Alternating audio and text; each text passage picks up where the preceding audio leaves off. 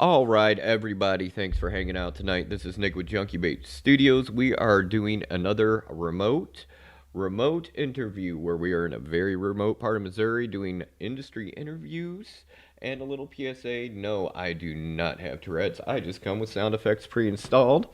I would like to introduce to you Jimmy Haha of Jimmy's Chicken Shack. He's going to sit down and talk shop with us today, and very excited to have him here. So thank you very much for sitting down with us, Jimmy. I really, really appreciate it. Right on. Thanks for having me. So I always like to start off right at the bat. How did you get into music? Like, what age did you start getting into music and actually pursuing it, whether it's a hobby or not? Um, Probably my first memory of music was really young, obviously singing and stuff and loving music, like the Beach Boys and the Beatles. Yeah. And then when I was about 10, I got it. My mom got me a guitar because my cousin had gotten this really cool electric guitar for Christmas. He got a red Fender Bronco, and he played Blackbird on it. I was like, that's the coolest thing I've seen this Christmas. And so I got a guitar when I was 10, but I didn't really play it until I was 12, and I started playing her acoustic guitar and started taking.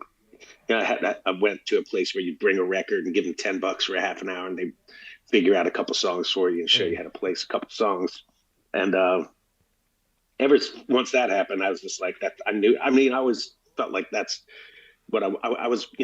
Thought I was going to be an artist, and then once music hit, I was like, well, I can always do art, but I think I want to do this music thing. So, you know, once I was out of high school, got in a band and kind of went from there. So you really didn't get in any bands until after high school?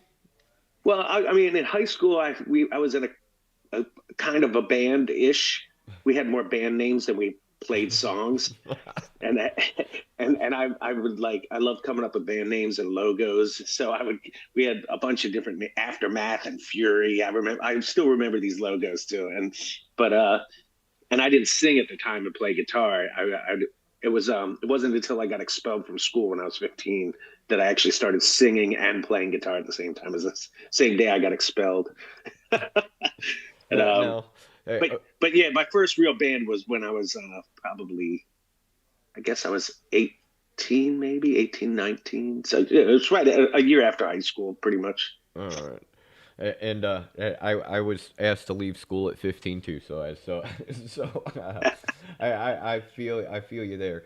Now, how long were you in a band, or how many bands came before Jimmy's Chicken Shack? Was that like one Just right away or something that developed? I was in a band called 10 Times Big from 87. So I graduated high school in 86. So from 87 to 91, I was in a band called 10 Times Big. And we were an all original band. I mean, we played maybe three covers. I think we played two REM songs and a Cure song, and in the 5 years we were together. But it was, it's all original kind of band, and we would eventually toured up and down the East Coast, and almost got signed to an English label at one point, but ended up breaking up after 5 years. Yeah, So but unfortunately, that is a common thing. Now, I did ponder a question because I don't even know how to explain it when explaining what style you do, because you've got dropping anchor, you've got high, you've got you have a very from an aggressive to a kind of upbeat punkish sound to a straight rock sound. That is one thing I did want to. What do you describe your sound as? Because it's always been so unique. it's a mutt. We call it mutt rock because it's a mutt. I mean, it's like everybody was asked like what my musical influences were, and I always say that the bands that start with B. It's the Beach Boys, the Beatles, Black Sabbath, Bob Marley, and Bad Brains. And if you mix them all together, it's like because I love like beautiful songs that make people cry. Like this. Some of my favorite songs that I've done with Chicken Shack are like the sad, beautiful things, with strings in them, and they can still make me get weepy. But I also love songs that make me want to throw my body into a wall. So Uh, So you do take a different artistic approach. You really do delve into the song itself rather than just okay, this is cool and catchy. You actually just you delve into the art itself from the sounds of it. Correct me if I'm wrong. yeah, I mean, it's kind of always the way I've been. I didn't really play music. I never really played music for anybody else but myself. It's a very selfish endeavor, you know. It's like I love so many different kinds of music, and I just you know if I'm writing a hard song, I want it to be a rager, and if, you know if I'm writing a beautiful song, I want it to be beautiful, and I've always it's never been a really good business model because every song on every record is different and every record sounds different from the others. So, you know, as far as the music industry is concerned, it's that's exactly the opposite thing you want to do. You want to have a consistent brand and all this crap, and it's just like never been an interest of mine. I just want to make art, Yeah. and and if so, if I'm doing it for myself, I figure, you know, there'll be some people who have the same kind of taste, I guess. I mean, because who likes the same kind of music? Nobody really. I mean, if they all everybody likes, you know, you'll find that somebody who loves the hardest kind of song by Ministry or from 242, you know, loves industrial sound or whatever, that they still like a song by Simon and Garfunkel. Yeah. You know what I mean? So Yeah. And see, I guess what a lot of people, especially new people, tune in because we gear towards a lot about people getting new into the art. How much the industry's controlled sound. Like as an artist, you weren't allowed to diverse freedom. I speak English. Diverse freedom of doing what you wish. You had to keep certain sounds, certain styles, and everything else. And I think a lot of people now are starting to find out shocked how kind of crippling that was. So oh yeah. Yeah. I mean, since you've got out of the labels, the big labels and everything, artistically, what has that done for you artistically, being able to step away and just throw it all to the wind when you were so restricted? Well, I have to say, I don't feel like I ever let those restrictions affect me. I mean, if you listen to our first major label record, you know, there's a lot of different kind of songs on that record. But we picked those songs. We wanted those songs to be on that record. And then when it got to the second record, Bring Your Own Stereo, I wanted to make a totally different sounding record. And our label, because of it was a kind of an offshoot of major labels. You know, Rocket Records was owned by Elton John, but Yeah. they were a subsidiary. And you know, Elton's a music fan, and so we also had survived. Like our first album, we were basically on two or three different major labels for that record. Like no single was ever promoted by the same group of people. So by the time we got to the second record, it was a whole new group of people too, and we had just lived through basically the music industry tanked at that point. There was like the crest of the wave, and we were, you know, we were riding it in, and then it just whitewashed everybody, and so the labels dropped hundreds and hundreds of bands, and we were making demos. Or actually, we had just started recording a record, and they dropped Elton John as an artist. They dropped his label. They dropped every artist on his label, and they kept us. So Island Def Jam, we were the only band that survived, and we went to Island Def Jam. It's because they heard "Do Right." Well, you think about this. I mean, our big single off the first record was "High," which was went to number 10 in active rock, which was like the hard chart, Hmm. and then "Do Right" ended up going to number 8 on the alternative chart. So it's kind of, you know, not a lot of bands had those, you know, a song on a different chart. If you were in active rock, you stayed in active rock, and you worked, you know, your next record you followed up with a. Oh, that's my daughter. uh, you followed up with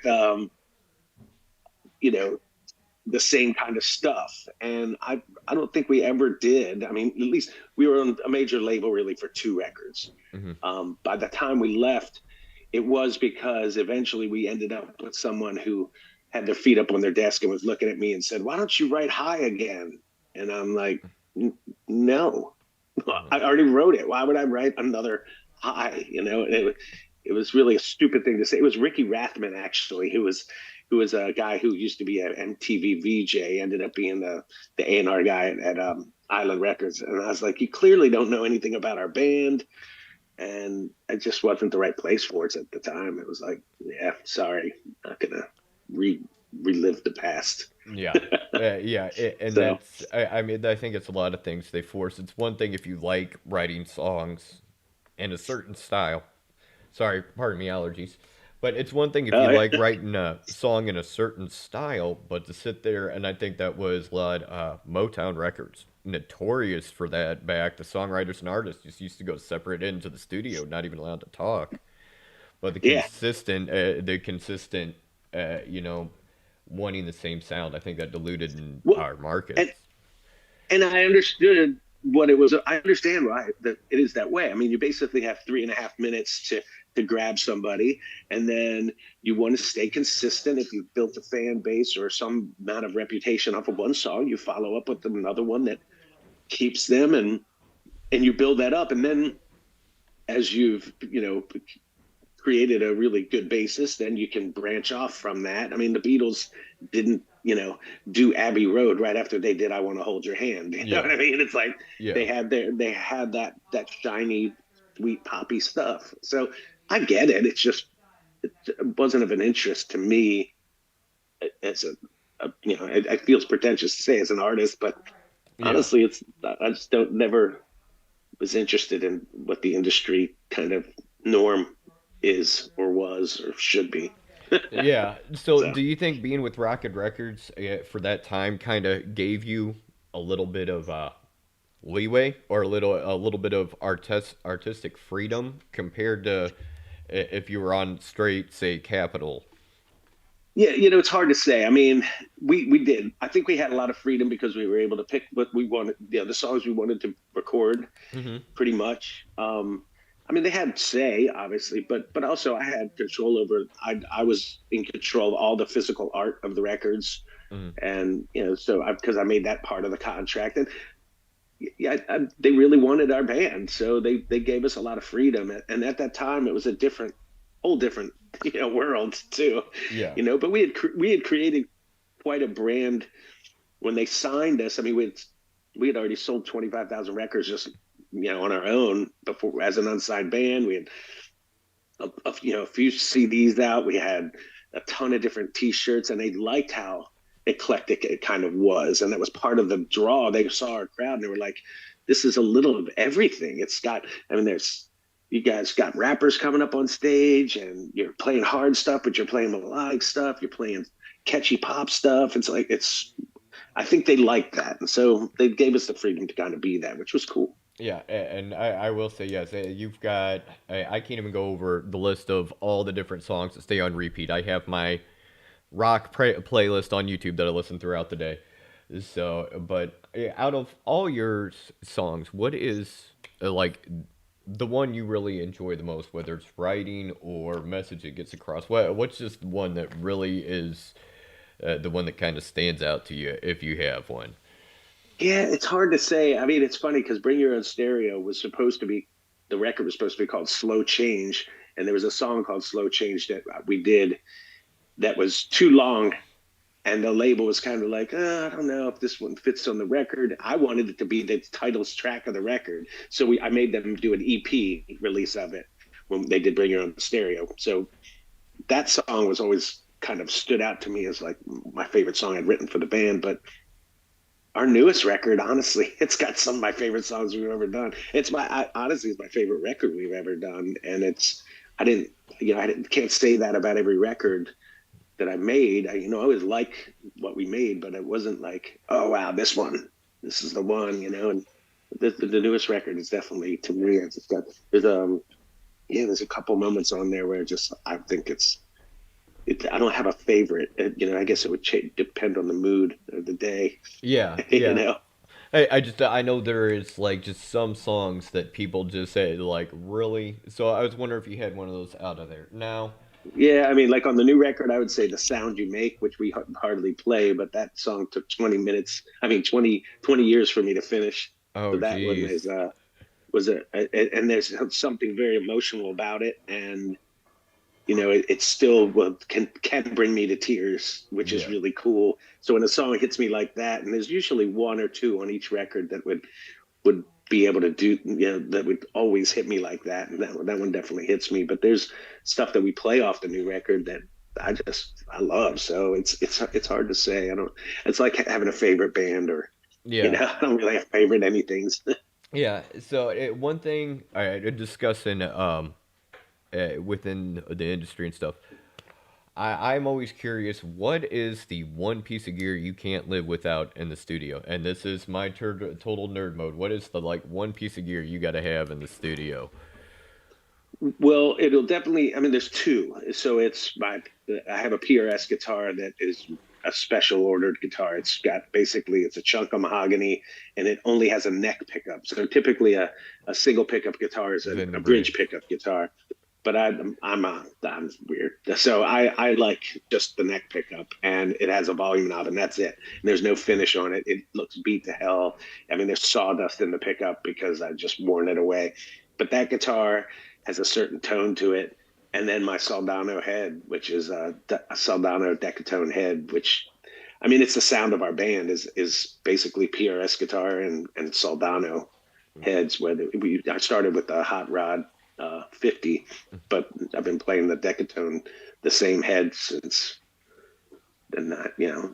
I mean, ever since this band started, pretty much. I Yeah. mean, I've been playing Soldano heads since '94, '95, and ERS since we started it. So I find that interesting. You just do the neck pickup because that's more of a jazz. I did jazz guitar for years, and that neck pickups where you get that mellow kind of tone. So it's very interesting. You do it the opposite of the normal rock guitar. yeah, I feel like I guess it's like, well, I never liked Marshall amps. I thought they were always too bright, but I never. Whenever I had a guitar with two pickups, I would always have it on the neck pickup. I would always switch it there. It just sounds fatter. I mean, it's where the strings vibrate the most, or in the middle of the string, and so it's the meatiest sound. It's the fattest sounding. So, and when you have a clean tone, that's where the warm roundness is. And so, if you have a really good warm round clean tone, and then you overdrive it with a really great tube amp like a Soldano, it's just going to sound good and meaty. And even for solos, I never liked. I mean, I love some people that play, like Telecasters, or that have that bright kind of sound, or the people that use AC amps, like the Orange amps or Vox. Yeah. I love different tones. It's just for me, I've just always been. I like that meat. I like the fat meaty tone, even in the quiet songs. So Yeah, I was always Jackson Kelly's. I did Jackson Kelly's with Vox. I went from a 5150 to a Vox Night Train and everything. So yeah, I never stayed on the Necker Bridge. It was jazz or hard rock, just flip it back and forth. So right. so now you do have a new record out, and if you, yeah, I'd like you to discuss that. You're saying it's your favorite to work on. How long has this been in the works? It's weird because I mean, we hadn't put out a record in 12 or 13 years. And when I was just, I guess that, I mean, I had put out records. I'd done a record with one of my other bands, Jar Flies. And then I ended up wanting to do a solo record, and I hit up Jim Wirt, who produced Bring Your Own Stereo, who was basically just we made that record, we made a friendship and just had a working relationship that was so good. And he's made a lot of great records with a lot of great bands, but I loved working with him. So I hit him up and I said, hey, I want to make just an acoustic record. And I went in, I made Mend the Hollow, and mend the hollowness inside of you or whatever. So Mend the Hollow is a solo record I made in, I think, 2016 maybe. And it was just so much fun. And instead of just being an acoustic record, it ended up being a full band production.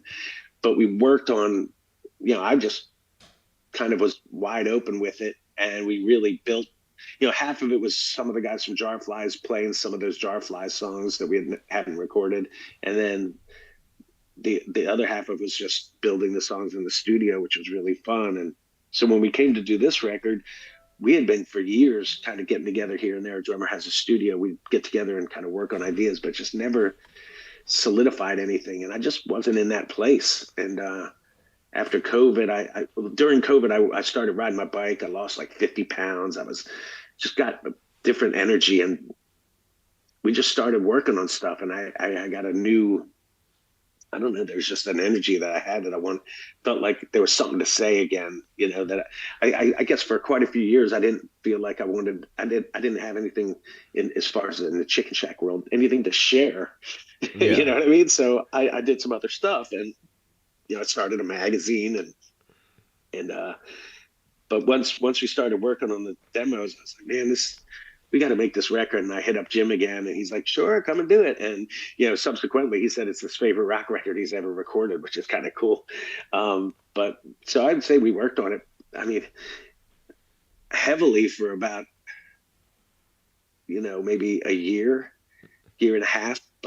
But really, I mean, we started it 10 years before. Yeah. And, the real meat and potatoes were us demoing stuff for about 6 months, and 6 months to a year. And then when we did record it, we recorded it in about, I think, 2 weeks, 2.5 weeks, something like that. That's a nice recording time. Now, Yeah, it was good. It was nice. so your creative process, it's kind of explain a little how your creative process works, because everybody's is unique, and I'm always curious to see how others, and give other people maybe an idea of how did you get those juices flowing. I mean, for me, a song never comes in the same way. I'm not the kind of person that, I know some people like to work at songwriting and really apply themselves to it and say, okay, write a lot, and then you'll find, out of 100 songs, you'll get 10 songs out of it. And I don't do that. I kind of let songs just happen. So, because I feel like we're just grabbing them out of the air, it's like Yeah. they're all floating around, and we're just simply grabbing parts of them and putting little bits of color and painting them in certain moments. And then there's this song, but it's really all one giant, yeah, endless song that's floating around. We're just lucky enough to grab them when it hits us. So I kind of let them come when they come, and then when it comes to like collaborating, it's the same kind of a thing. You just gotta, I think, be open to what occurs. Like I always say that the two rules to being an artist or musician is rule number one is embrace your mistakes, and rule number two is exploit them like they were intended. So I'm really good at like letting stuff happen and then seeing where it'll take me. And I think if you open yourself up, the songs write themselves. Really, I don't feel like it's hard to say that you write songs. I think you let them occur Yeah. in a way. So I mean, I guess that's really how sometimes I don't write a song for months or a year or whatever. They come when they come, and I definitely don't work at it. And that sometimes I won't pick up a guitar in my house for months. Don't feel that if I'll play it at shows, but it's not like I sit around and work on stuff. So yeah, I don't know. It's So you again kind of you not a great way in the music to be a person in the music industry when and then you start to it, produce and create. It's it, like it depends, because I mean you also got to look at it, if it's going to be forced, how how good is the music going to sound forced. I know we can turn on the radio and hear lots of that now. So, yeah. but that is, I do like you take that artistic approach. I talk to a lot of people, and just how you're very free with it. It's your art. You're not letting anybody mess with it. Nobody's changing it. I really admire that, and I think that's really cool, especially for how destructive the industry was for years. It was, your creative process was normally limited. So that is really, really, really, really cool. I do find that Well, and quite awesome.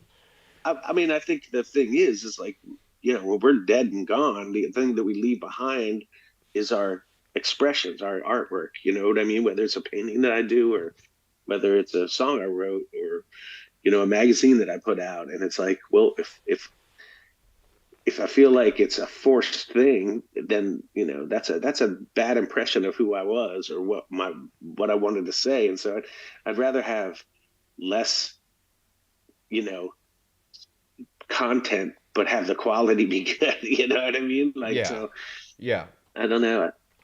I feel like it's a fair picture of who I am. If it's, we didn't put out a record for 13 years. That's, as Jimmy's Chicken Shack, that's fine because I had other voices happening. I did other things and they were genuine.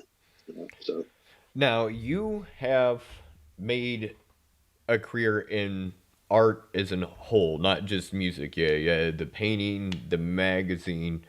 Um, Now, going from the large performer to doing that, do you think it's you get a lot of young artists out there, and I don't mean age, I mean new, who want the big, they're going to get on the road, tour, and they don't think about anything after that, after getting signed or the deal. Do you think it's important that they kind of understand you need a backup because it can be a brutal industry if you're just a performer? Do you think it's something that newer people should kind of look into?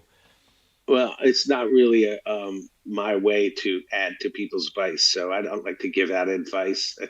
It's like, but yeah, if I was going to add to their vice, I don't know. I would probably just say do whatever the hell you feel like doing. Honestly, I mean, I don't know if I thought about. I don't ever think I thought about a plan B. I don't think you do things. It's such a conservative thing to think about your backup plan, Well, but I guess I don't even say a yeah, backup plan. Like something's. Whereas you went on to do a magazine after Jimmy's Chicken Shack. Like, but I never knew I was going to do a magazine, but uh, I just kind of did it without any knowledge of how to do it. I just wanted to do it because I promoted my town all the time, and I thought that we needed to shine a spotlight on artists and music and creative people more so than the little rags and newspapers and magazines that would do little articles here and there. I was like, we need a whole magazine, and so it wasn't. I don't know. It was never. It was no real thought to it. People are like, "What are you doing a magazine in 2014, like a physical magazine?" It's like magazine print is dead, and I'm like, "Well, okay." And there's people are like, "This is the coolest magazine I've ever seen," and it or held, and it's like, well, that's because I'm a fan and I made something that I would want, and it's because all these other magazines suck. They're full of ads and they're just they I don't know. So yeah, I don't know what I would tell people. I never had an intention of doing anything other than playing music and really? having fun. And that changes. And then I think you just adapt. I mean, it's what artists and musicians do. It's what, like when COVID happened, I think musicians and artists are like, okay, just another variable in my ever changing life that has literally no solid ground. So, Yeah. and we were able to figure it out. And, some people figured it out, some people didn't. I don't know. But I fly by the have seat some of your pants. producers. I have a feeling there's producers that missed all of COVID because they were stuck just going over stuff for people in the studio. They just missed COVID because they were trapped in there so Yeah, long. exactly. Yeah. So I don't know. Yeah. Do whatever you feel compelled to do and Now, go with it. I always just figured there was no other, there was desperation is the best motivator. And it's like, nope, this is all I got. I better do something with it. uh, Kind of a thing. that is really really cool. Now, one thing I know we all have some funny tour stories and some of the crazy antics that went on tours, and I know you've got to have some. Especially you had 27 dates with 311. That's Yeah, there's, the most, we always had fun on that, but there was nothing like crazy. Like they weren't not crazy partiers or anything. yeah. Um, but one time we were in Jackson Hole, we all rode, it was snowmobile day and like a bunch of their crew and a bunch of their band. And then me and our sound guy went snowmobiling with him. We snowmobiled up to this, hot spring and we all stripped down our underwear and sat in a hot spring in the snow, and that was really fun. I mean, I had a great time with them. They're awesome dudes. It's cool to be on tour with them. And I'd met them years before and told them we were going to end up touring with them at some point. So they're all younger than me, and I was just like, hey, you guys are awesome. Here's my tape. We're going to be playing with you at some point. And they're like, cool. Yeah. They're like, sure. I mean, we hear this. How many people hand them tapes every week? Yeah, and But that's it, I heard they've always been a cool band just to tour with. They're just down to earth. Just totally. yeah, you wouldn't even Yep. know they're in it. So that's why I always ask when people tour with them Well, how that's are. I think it's part of why they endure as a band with all the original members is because they're solid, just normal dudes. They're not over the top in any one particular way. They you got to be even keeled to be able to remain a touring band. It's a it'll the, the road will have its way with you, and, Yes. and and the music industry will have its way with you. And so to be able to last through that and still be together, you have to be a certain way. But as far as like me having fun on the road and having crazy things happen, yeah, I've had plenty of that. I would say the craziest stuff was never with 311. It was always, some bizarre place in the middle of nowhere, or I don't know. I mean, it's just, there's too many stories. Okay, yeah, so yeah, you've got some good one. I've heard some, including when one of the bands, Dink, back in '95, was back in town here in St. Louis, and yeah, they got the cops called on them. So I know it's there's always interesting like to find that out. We've So. definitely been on the verge of jail many times on the Yeah. road. Somehow Eh, talked our way out of it. I do not miss the wear and tear on the body though. That my body Right? cannot handle that stuff anymore. I need a luxury liner to go back on tour.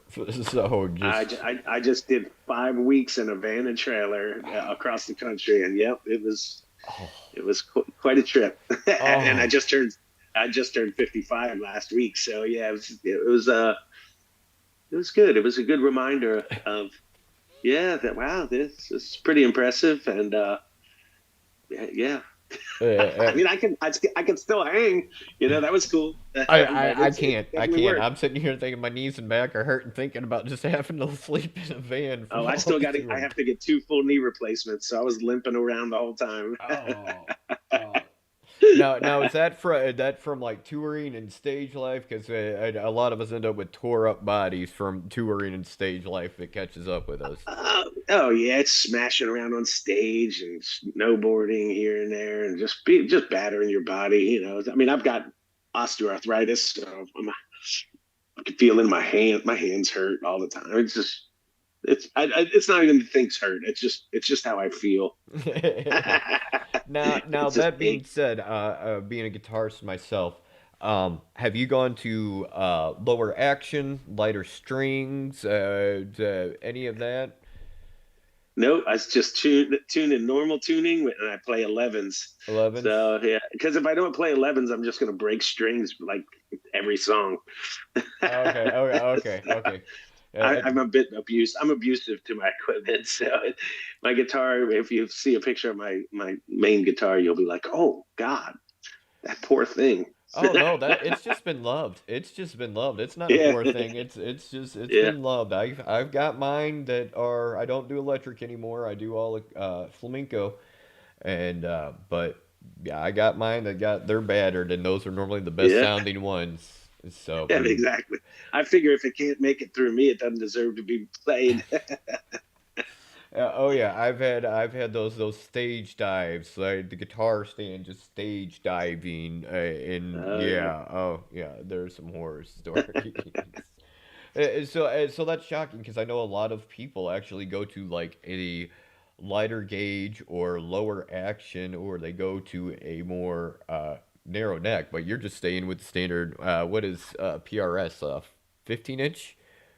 I want I to say have no clue. 14 inch. I, I Yeah, I can spout out off all the crazy stuff. So, but normally they go to like a more telly neck that's narrower. So that's very interesting. You haven't changed your strings, you haven't changed your action or your neck yeah. width. I'm not a very technical person. I'm just like, give me a baseball bat and some heavy cables on it. I'll be good. What kind of effects are you using? I don't really use much. I mean, I've always been the guy who doesn't have a lot of effects and leave that to the guys who do the second guitar stuff. So, Yeah. I mean, I've always basically had a super phaser Mm. and a delay pedal. And right now I actually have an octaver just because I've used it for maybe one or two songs. It's like it's they'll do a higher and a low octave, but forever it's been super phaser and a delay, and that's it. I mean, it's just the overdrive on my amp, and yeah, I So mean, yeah, it's you keep pretty it raw. utilitarian.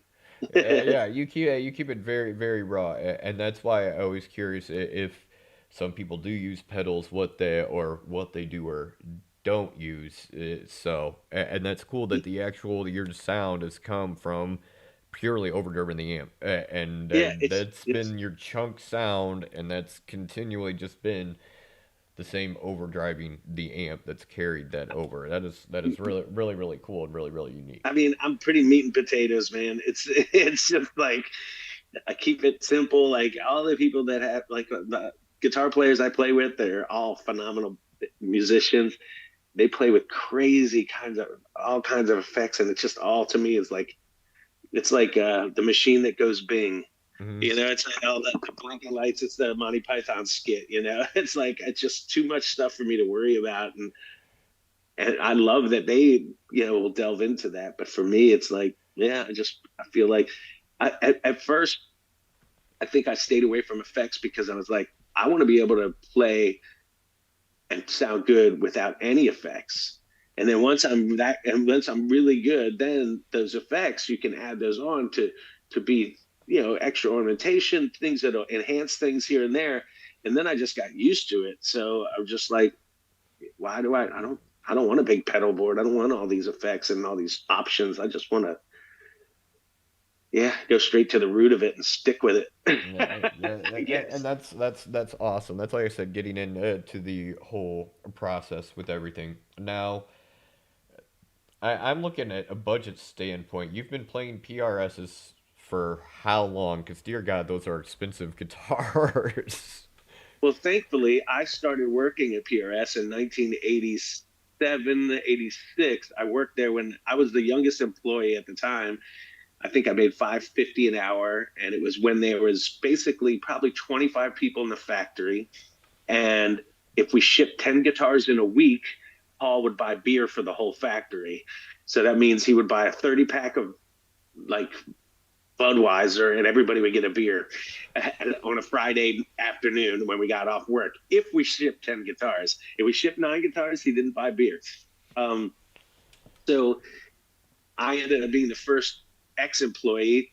Well, it was funny. So if you work there for 6 months, you get a 10 top guitar, basically, which meant you could hand pick your wood and get the most beautiful PRS guitar after working there for 6 months. Oh, And I geez. tried 3 different times and I never made it 6 months because I was just a horrible worker. I mean, it was a factory job and I was sanding finishes and just though the guys there were phenomenal. They're all phenomenal musicians and it shaped me in so many ways. I just hated being at a job. I was never. I had probably 50 of them before I stopped having jobs. In about 5, 10 years, I had 50 jobs probably, and none of them lasted for more than a couple months. But basically, at one point, they had a fire sale, and they were like, "All right, we're selling some. We have some seconds because they'd start making these CE guitars that were bolt-in necks, and they were like, we have a few seconds. We're going to sell them to anybody who wants them in the shop for $250." And it was the third time I tried to get my employee guitar. I was 3 months in again, and I bought one for $250, and I quit. And Joe Nags, who now owns Nags Guitars, who I actually have some of his guitars too. Uh, he was like, "I knew you were going to quit today." He's like, "You're the worst." I'm like, "I know, I suck."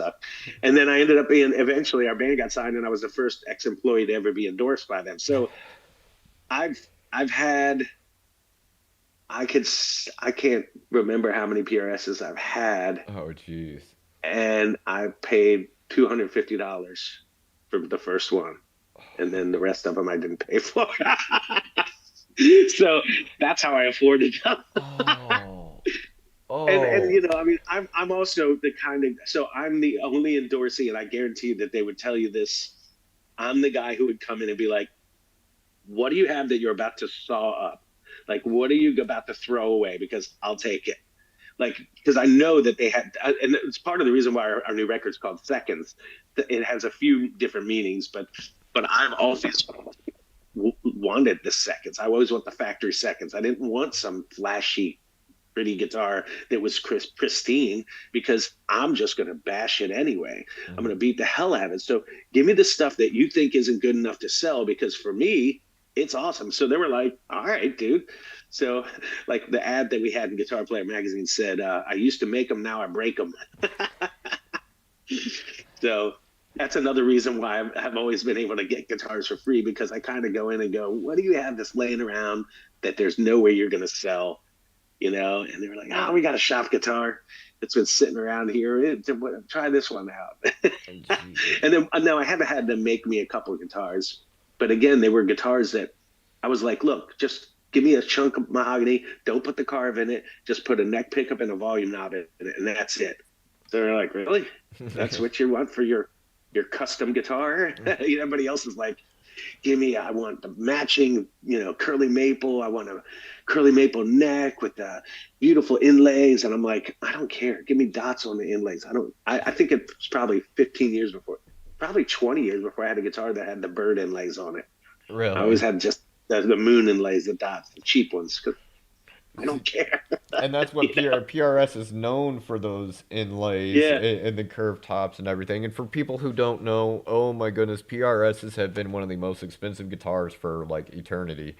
So They're to get one fantastic for guitars. $250. Well, yeah, it was a pearl white CE, and then it had a brown dot on the near the tone knob. There was just one tiny little brown dot on it, and that's why it was a second. So I was like, I threw that guitar all over the place, man.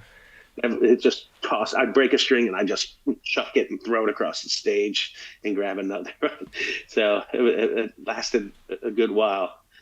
But yeah, they're workhorses, and that's the thing. It's like they made they make these beautiful instruments that people keep and treat so nicely. I would get one and I'd take it to the sidewalk and start carving the carve on the top, because they would give me a like a callus because I play so hard. So I just go out. I didn't have sandpaper. I'd take it to a sidewalk and start scraping the top carve off of it. I could flatten it out. People Wow. would look at me like, "What are you doing?" So Jeez. yeah, I'm not right. Well, that shows PRS durability right there, because like you said, a lot of most people who have them, because they are high-end guitars, they baby them. They're careful with them. They're in their cases. They're not out there scraping them on the sidewalk. No, it's funny when I got the one that I play, the wooden guitar that has no finish and no carve. I mean, Orky, who was Paul's partner for quite a while, and was the last guy to touch the guitars for decades, and he would be the last guy to make sure the action was right and the tone was right, and definitely the last person to touch them before they went out of final assembly and got shipped. And he was like, "Dude, this is best sounding one I've ever heard." And I was like, "Of course it is. There's no finish on it. It's a chunk of wood. It's just meat and potatoes." He's like, "It really sounds fantastic." I was like, "I know. You should make a model. You should make the Haha model." It's like, I just haven't sold enough records for it to matter.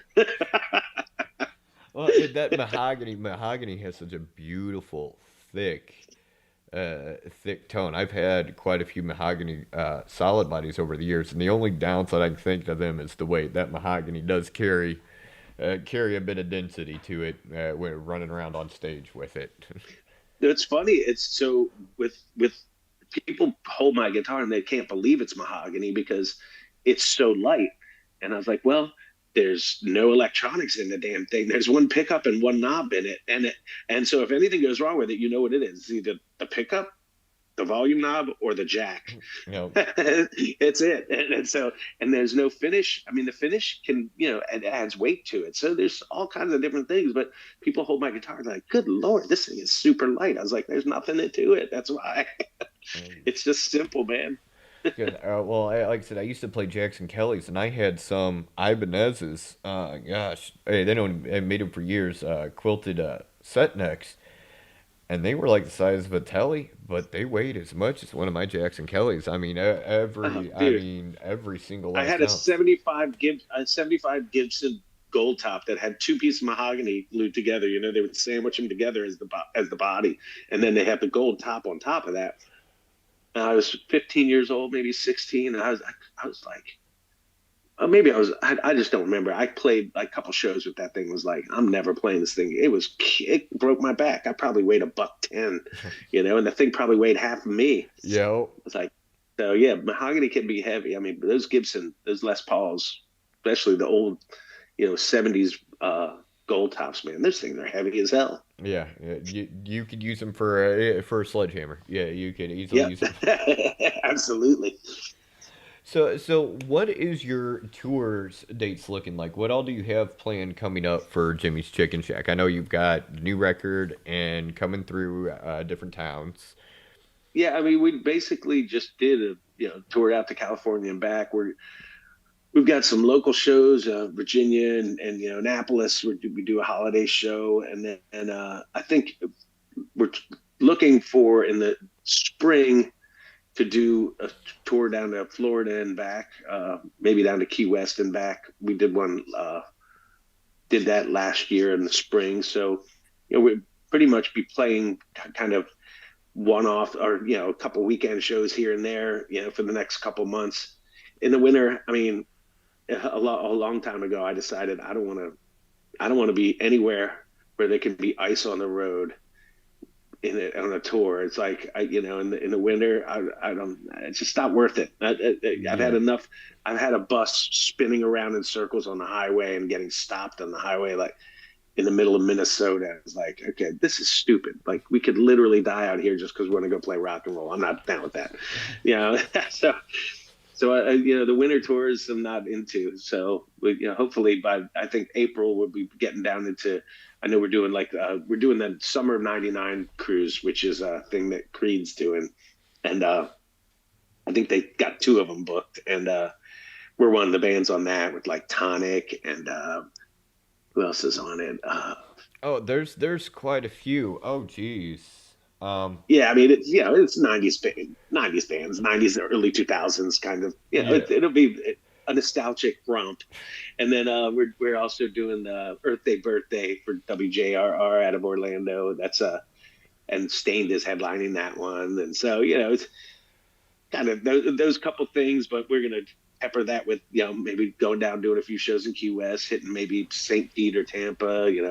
Hitting some of the Carolinas on the way down and the way back up. So I mean, we don't have anything solid laid out, and it's kind of the nature of how we always go about it. Try to go out with maybe latch up and go out with a couple of bands. I've been talking with there's a band out of Annapolis called Bumpin' Uglies who have been doing really well, and we're thinking about going out. And we just went out with a Maryland band called Ballyhoo, and they're both in that kind of reggae scene. Really good time, and hopefully we'll do that maybe with Bumpin' Uglies or maybe some of the bands that we link up with doing some of these shows down in Florida. They'll be like, hey, let's do a tour together. So I have no idea. Now, We'll see now what you're happens. talking about like the summer '99 cruise. Now, it's something that is really starting to come up is a lot of the '90s genres and late '80s and a lot of '90s genres of music that are making a very big comeback. All the bands are getting known again, and there is new artists coming out. I know I was reading, oh God, a financial magazine, but right now, all the 90s bands going on tour, doing new shows, releasing music are far exceeding any new artist by like threefold. What do you think about this resurgence of some of this amazing music coming back around, just kind of out of the blue? I mean, it's the cyclical nature of music. I mean, when we were, I was born in '68. So when I was young, I was listening to bands from the '60s and the '70s. and I was going to see those bands play in the 80s. And so you figure that's what we are. we're Yeah. we're classic rock. I mean, I say whenever we play, we're a Yeah. classic rock band basically, and so yeah, it's comes back because people start to really like. My daughter is she's 14, she'll be 15 soon, and she's listening to that kind of music. I mean, she listens to a bunch of different stuff, but she Yeah. listens to that era of music just like when I was her age. I was listening to music from many years ago, so it's kind of cool. Look at this. I have this. Oh no! Shut up, Siri. So I'm on my computer, and Siri just listened to that last 20 sentences I said. It's going to be. You have to love technology. We had an entire interview and stream shut down midstream because we couldn't even hear it. There was a cell phone in another room and it had a Primus ringtone go off and it set off all that bull crap and shut everything. Did you hear Siri when? Did you hear her say that? No, no, I didn't Oh, it hear was it. just in my head. Yeah, she was like, I didn't get that. Did you say it again? I'm like, no, not Yeah, talking to yeah, you, yeah, yeah. pal. I just can't handle. I already got birds that talk at me, so having a device talk at me and probably just make me just lose my mind at that point. So now you have other projects. You have, of course, the magazine. You also, Yeah, no, Upstart Annapolis magazine. yeah, you've got to get some. You guys have a huge music scene all around there. You got to get meet with just some very unique and very cool bands up in your area. Well, I mean, there's always been really cool music out of here, I mean, but I could just name right now, basically, Ballyhoo and Bumpin' Uglies are crushing it. Joey Harcum, he was in a band called Pasadena, but he goes around and tours the Joey Harcum band. Great songwriter. Um, Pressing Strings is really awesome. They're beautiful, wonderful songwriters. There's a young girl named Daphne Ekman who's a great songwriter. A guy named Scribe who's phenomenal songwriter. I mean, some of my favorite songwriters just tend to be from here. It's really wild when I really get down to it. It's like I could sit here and just pick through the local musicians and not need to hear anything. Uh, It's like 'cause they're so good, and such a wide range of talent too. It's just yeah. There's I mean, and then you've got bands like from Baltimore, like Turnstile, who is killing it everywhere, and they're just really cool, hard edge stuff. So I mean, there's a million. It's funny because Baltimore and even in DC as well, but Annapolis, I always called it the Bermuda Triangle of the music industry because like when tours would come around, they would always skip the area, you know what I mean? Or back when record labels were searching for bands, it's like they would always like the music scenes in other major areas would be noticed. And there's New York and there's LA and then there was Seattle and Portland and and then there's Florida and all these things, but everybody would always somehow miss this area. And I remember when it was I don't know how many years ago, maybe 10 years ago, Rolling Stones said Baltimore is the hottest rock scene in the country or something. And I'm like reading this article, I'm like, you guys are like 15 years late because they had missed when it really was crushing. But I mean, there's so much great hip hop. There's great punk rock music from this area, hardcore music, electronic music. It's like, I mean, it's kind of like everywhere. Everybody's yeah, got all kinds of genres. But I mean, like go go's straight up from DC. That entire sound, and it says, it's right around the same time as hip hop and rap came around. But go go is its own little animal, and it's exclusive to DC. And you've got the Discord scene and all that. Discord Records and the hardcore scene of DC was, it's unmatched. Kind of it's very special. And then the Baltimore scene was so eclectic and different and speedy and quirky, and Annapolis was just like this little town that kind of was influenced by all of that, but also had its own little thing. It's I feel like there's a lot of mutt rock that comes out of Annapolis for some reason. I will tell you, Baltimore. I learned a valuable lesson a few years ago in Baltimore. Downtown Baltimore, you must have no mercy when driving. There is no you are on your own when driving Oh in yeah, downtown. it's funny when people talk about driving New York City. I'm like, what is so hard about driving in New York City? I mean, it's the easiest grid in the world. You just have to be aggressive. And yeah, I mean, in Maryland, it's like, yeah, pretty much yeah, you make your way. Yeah, And if you don't, you're in the way. yeah. I sat at a You'll be stoplight. reminded that you're in the way real quick. I sat at a stoplight 3 runs because I just couldn't get out fast enough. So yeah. I remember that. So how? I got a question. Having kids and my kids react when they find out different stuff. How did your kids react knowing, hey, my dad was a Billboard artist, but did all of this when they were like finally old enough to realize your dad?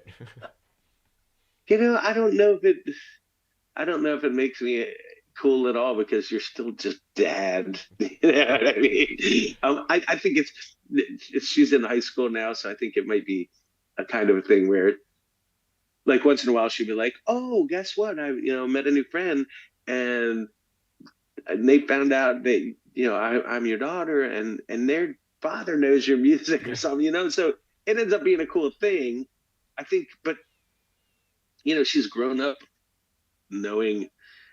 I mean, she's just grown up in a house, where that's it seems normal to her, Yeah. but it wouldn't be normal to any other kid. My wife's a photographer. I'm an artist and a musician, and I publish a magazine. We're always home.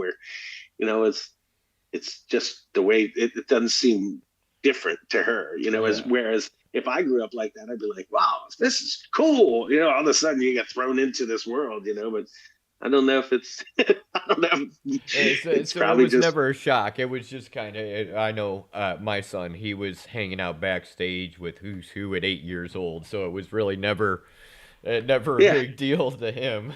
So Yeah, exactly. And I mean, a lot of the stuff that we did was well before she was. Well, I mean, she was born when I was 40. So, it's kind of like that's when I decided, all right, I don't want to tour anymore. I want to be home and watch her grow up. And so then when she gets to the point where she discovers, it was funny where I went to pick her up from school the other day, and her school's quite a ways away, and she was listening to something. I was like, "What do you listen to?" She's like, "Actually, I'm listening to you." And I was like, "That's pretty cool." Right on, awesome. But again, I think no matter what, we're always end up just being dad, won't we? yeah. That one you get brownie points for that one for sure though for sure. Now the final note, and then I know you've got your evening and stuff to get on with. It's you've changed uh lineups quite a bit. You even had Matt from Cowboy Mouth come back and forth with these changing players. Has that affected your writing style or how the songs are sounding at all, or is it you guys just meld and continue on? I don't know. It's like surely has to change things, especially with the collaborative songs. I mean, it wouldn't change how I would write a song, like because there'll be songs where I will bring to the band, and there'll be songs I've written front to back. Mm-hmm. But when collaborating, sure, because it's a different voice, it's a different aesthetic, it's a different human.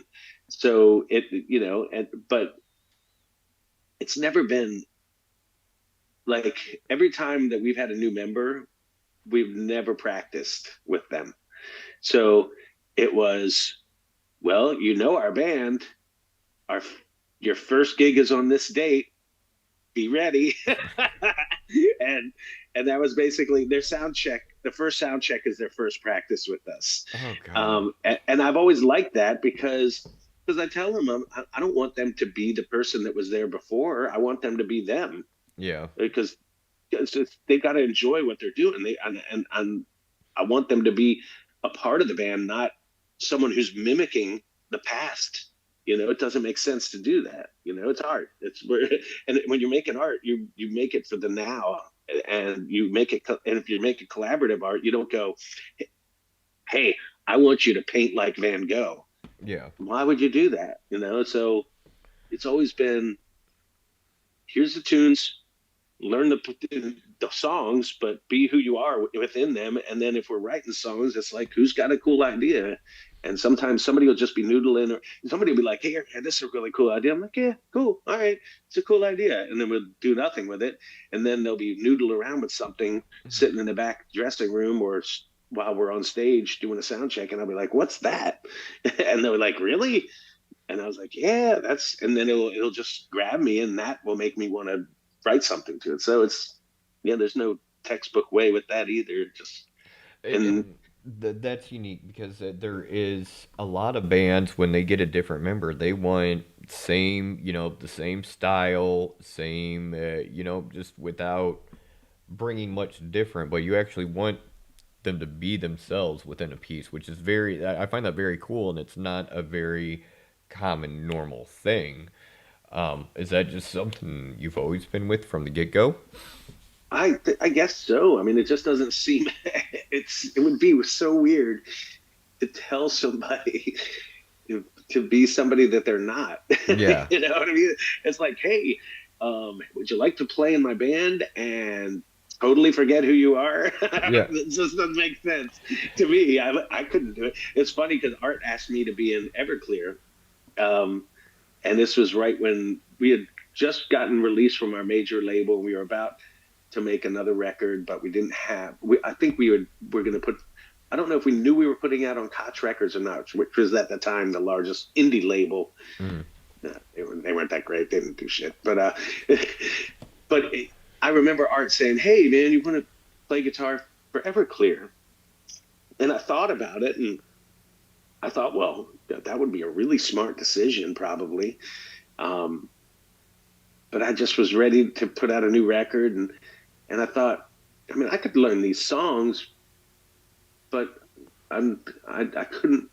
I don't think I could have played the part he wanted me to, and he understood it too. I was like, I think you need somebody to be Everclear's guitar player, Mm. whereas I'm me.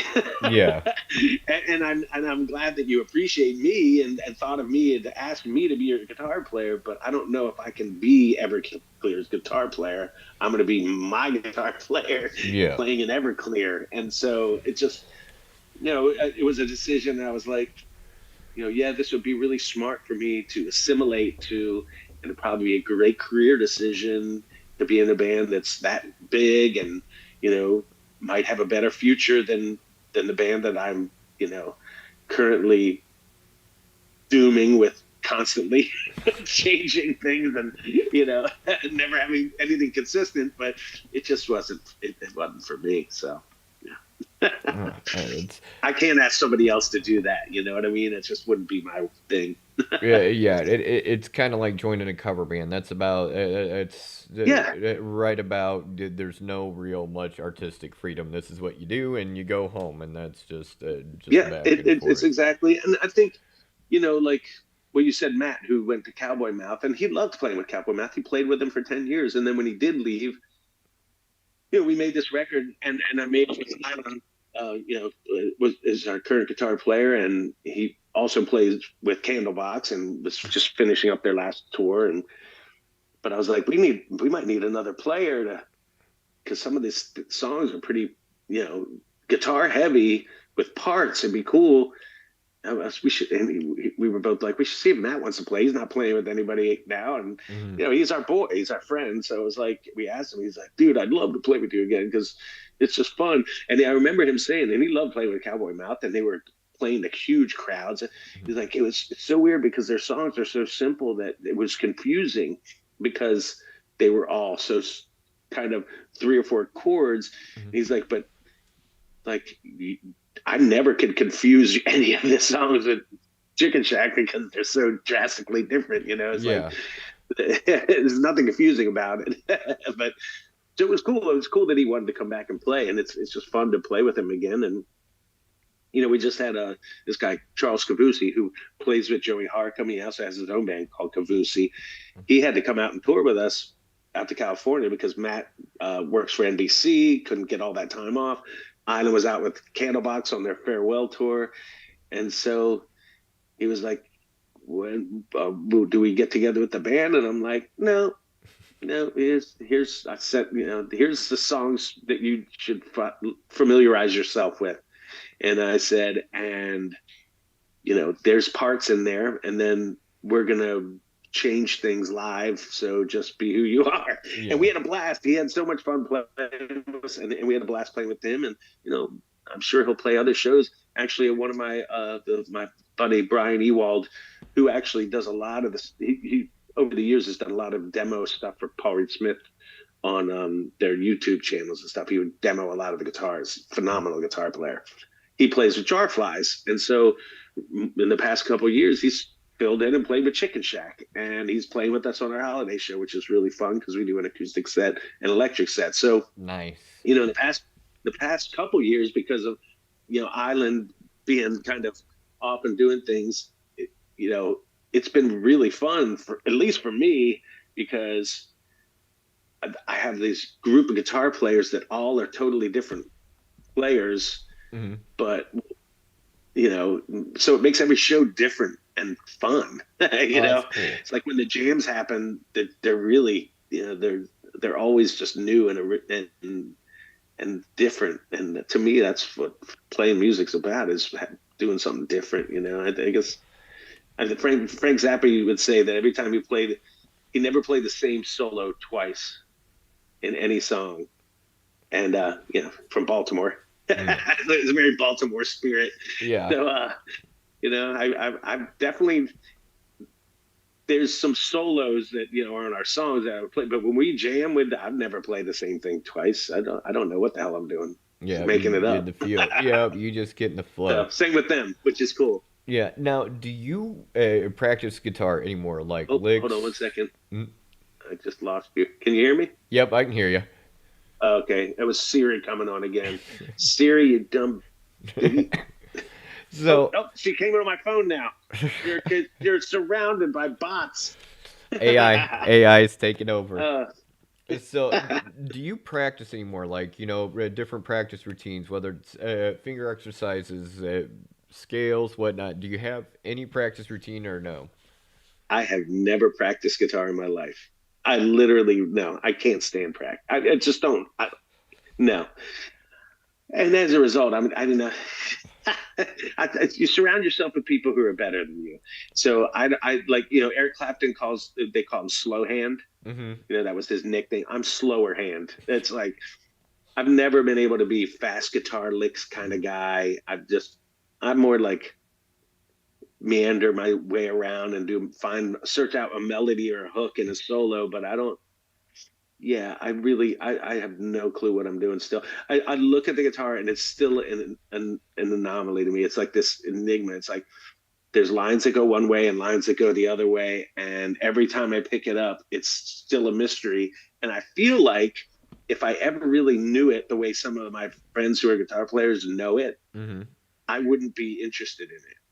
It would the mystery would be gone, but it's still a mystery every time I pick up the guitar. So it keeps me interested because there's only 12 notes, there's only so many chords. And then once you figured it out and you can sit there like Island, watching him play, it's so fast and he can just do anything and it's effortless and he doesn't have to think about it. I think I'd be bored by that point. I wouldn't be interested in it. Whereas I'm constantly in a place of completely being lost in a mystery, and I'm trying to find my way out of it. So I don't know. No practicing. That is really cool, especially not practicing, and you've got number 10 on the bill. I mean, you've got some fame behind you and never practiced. That one is. I never thought I'd hear that. Yeah, I don't know. Very interesting. don't follow my my lead, kids. All you kids out there. You know what? In all reality, all of us guitarists should probably practice this more than we say.